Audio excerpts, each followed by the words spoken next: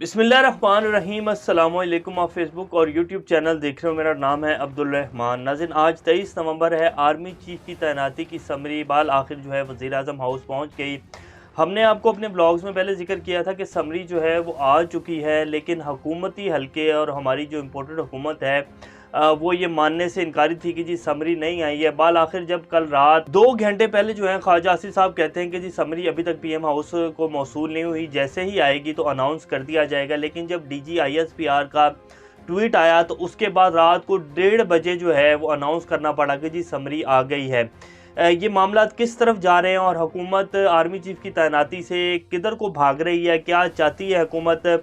शहबाज शरीफ साहब को आते ही कोरोना हो गया। बड़े भाई साहब क्या चाहते हैं, बड़े भाई साहब लंदन क्यों छोड़कर फरार हो चुके हैं और इटली में जो है पाए जा रहे हैं। आपको तस्वीर भी शेयर करेंगे, वो रेस्टोरेंट में बैठे हुए हैं और वहाँ जो है वो मज़े से खाना पीना खा रहे होंगे।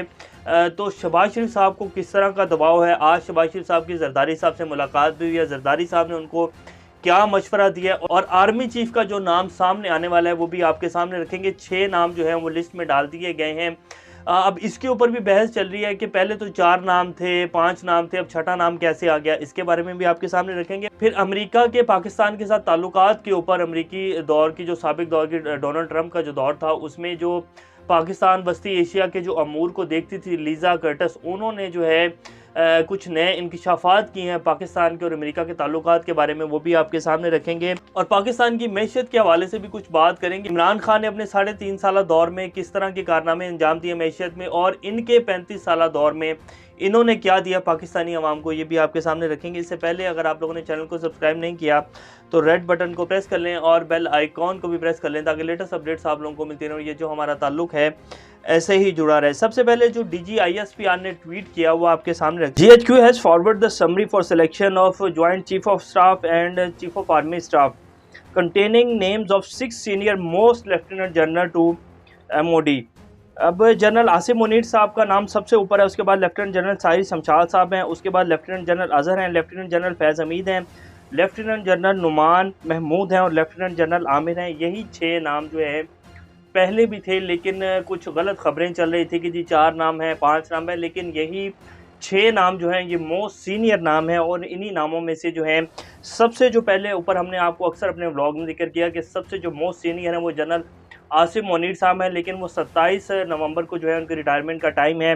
तो उसके बाद जो है इसीलिए अब समरी मूव कर दी गई है ताकि जनरल आसिम मुनीर साहब जो हैं वो भी इसके सिलेक्शन के अंदर आएँ।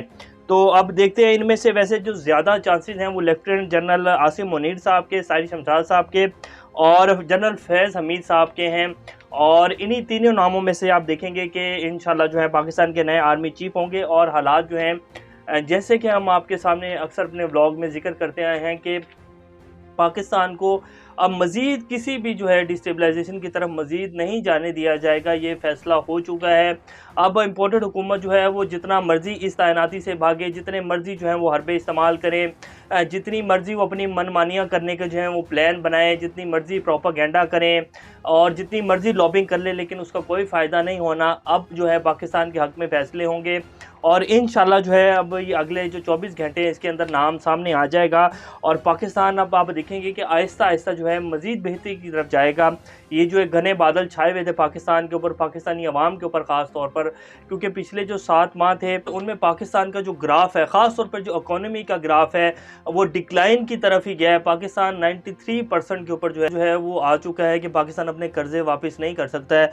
तो ये पिछले 7 माह में ये इम्पोर्टेड हुक्मरानों की मेहरबानी है और ये 14 जमातें जो हैं ये सोच रही थी कि हम ही पाकिस्तान को इस गिरदाव से निकालेंगे। गिरदाव से निकालना तो क्या था, मईशत की तबाही फेर के रख दी।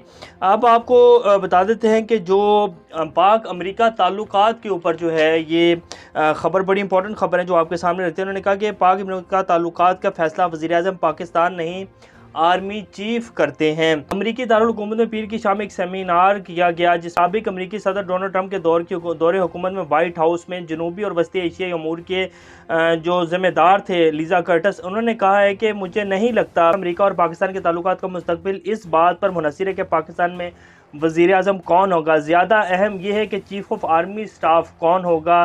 फ़ौज ही इस मुल्क में अमरीका के लिए अहम तस्वुर किए जाने वाले अमूर जैसे जौहरी प्रोग्राम, पाकिस्तान के भारत के साथ ताल्लुकात और इंसदाद दहशतगर्दी जैसे मामला पर फैसला साजी को कंट्रोल करती है। पाकिस्तान की खारजा पॉलिसी अमेरिका के मुताबिक कौन कंट्रोल करता है, ये आपके सामने है।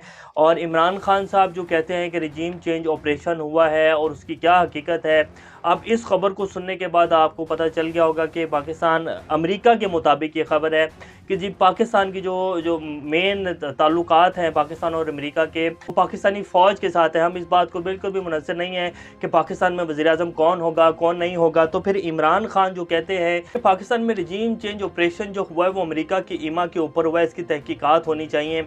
अब जब तहकीकात होंगी तो पता चलेंगी कि इमरान खान के इल्ज़ामात गलत हैं या बाकी पाकिस्तान में रिजीम चेंज ऑपरेशन हुआ है। लेकिन ये जो सेमिनार हो रहा था, इसमें ये तस्वीर आपकी स्क्रीन के ऊपर चला देते हैं, इसमें हुसैन हक्कानी साहब भी जो थे वो मौजूद थे सेमिनार में, और ये उस सेमिनार में जो है सारी गुफ्तगू शुनीद हुई है। और उन्होंने कहा है कि पाकिस्तान में कोई भी वज़ीर आज़म आए इसका अमेरिका को कोई मसला नहीं है।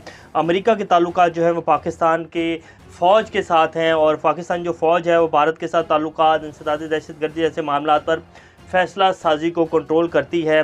तो अगर आज 75 साल बाद भी पाकिस्तान की खारजा पॉलिसी आज़ाद नहीं है अमेरिका के कहने के ऊपर कि जी पाकिस्तान और अमेरिका के ताल्लुकात जो हैं वो किस तरह हम देखते हैं, तो फिर इसीलिए आज आज़ाद नहीं है कि पाकिस्तान में कभी आज़ाद फ़ैसले लिए ही नहीं गए।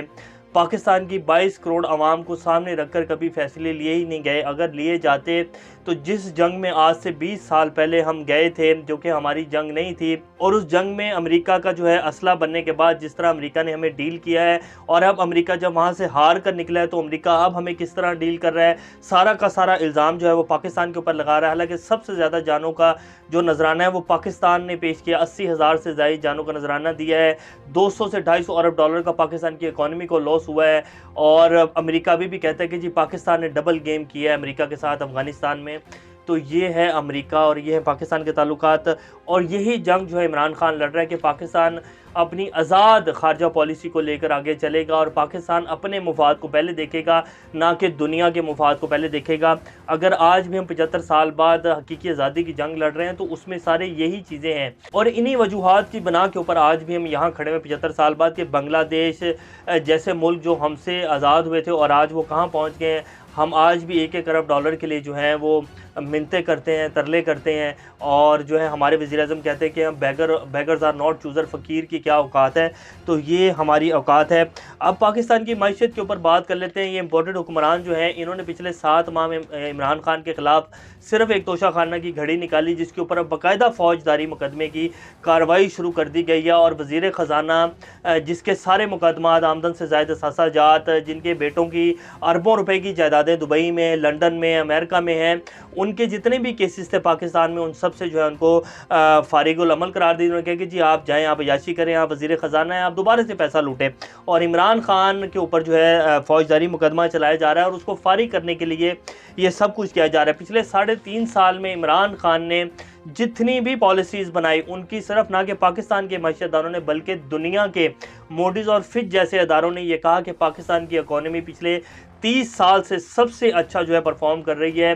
पहले कभी इतने अच्छे जो है पाकिस्तान की इकॉनमी में इशारे नहीं देखे गए जितने के अब इमरान खान के दौर में देखे गए हैं। कोविड आने के बावजूद पूरी दुनिया ने पाकिस्तान की तारीफ़ की। इमरान खान ने जो पॉलिसीज़ बनाई थी वो पाकिस्तान की आवाम के लिए बनाई थी, ना कि जिस तरह की पिछले 35 साल में इन लोगों ने पाकिस्तानी आवाम के लिए प्रोजेक्ट्स लगाए, पुल बना दिए, सड़कें बना दी और सिर्फ जो है मुंह के ऊपर जो है मेकअप कर दी। बेशक पाकिस्तान के चलाने के लिए जो है 22 अरबों डॉलर कर्जा लेना पड़े, लेकिन सड़कें बनाई, पुल बनाए और वो प्रोजेक्ट्स बनाए जिनकी तशहीर सिर्फ टीवी के ऊपर दिखाई जा सके। कोई अवाम दोस्त पॉलिसी नहीं थी। हमारा हाल बिल्कुल ऐसा ही था कि जेब फटी हुई है और कपड़े जो है बहुत अच्छे पहने हुए हैं, खाने को पेट में रोटी नहीं है, लेकिन जिस घर में रहते हैं वो बहुत अच्छा और आलीशान घर बना हुआ है।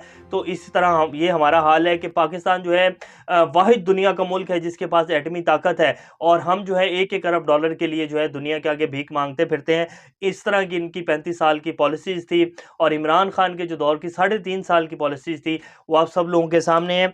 तो इमरान खान ही वाहिद हल है इस टाइम की जो मौजूदा सूरत हाल है, और इसके इमरान खान के लेवल का कोई लीडर नहीं है पाकिस्तान में, और इमरान खान ही पाकिस्तान को इस सारे गर्दाव से बाहर निकाल सकता है। अब ये जितनी जल्दी हमारे जो मुख्तदर हलके हैं, हमारे जो पाकिस्तान को चलाने वाले कुछ लोग हैं, स्टेक होल्डर्स हैं, वो जितनी जल्दी ये फैसला कर लेंगे उतना ही उनके हक में भी बेहतर होगा और पाकिस्तानी अवाम के हक में भी बेहतर होगा। और इंशाल्लाह अब आने वाले दिन जो हैं वो बेहतर होंगे, क्योंकि अगर नहीं बेहतर होंगे तो पाकिस्तान की आवाम जिस नहज के ऊपर खड़ी है फिर कोई भी नहीं बचेगा। अब जो है पाकिस्तान की आवाम की मर्ज़ी के मुताबिक फ़ैसले लिए जाएंगे तो उनके ऊपर अमल दरामद भी होगा, पाकिस्तानी अवाम तस्लीम भी करेगी। अब ये चोर लुटेरे और चोर दरवाज़ों से जो एंट्रियाँ होती आई हैं पहले पाकिस्तान के सियासी निज़ाम में, और जिस तरह पाकिस्तान के फ़ैसले बंद कमरों में लिए जाते रहे, अब ऐसे नहीं चलेगा। अगर किसी को अभी भी गलत फहमी है तो वो भी दूर हो जाएगी, और अगर ये हट दर्मी जैसे कि पहले 7 माह बरकरार रखी गई, अगर इसी को आगे मूव फॉरवर्ड किया जाएगा तो फिर उसका भी जो नतीजा आएगा वो कोई सोच भी नहीं सकता। और लेकिन अब लगता यही है कि पाकिस्तान इंशाल्लाह बेहतरी की तरफ जाएगा। अभी तक के लिए इतना ही। अपना और का ख्याल रखिएगा। अल्लाह हाफ़िज़।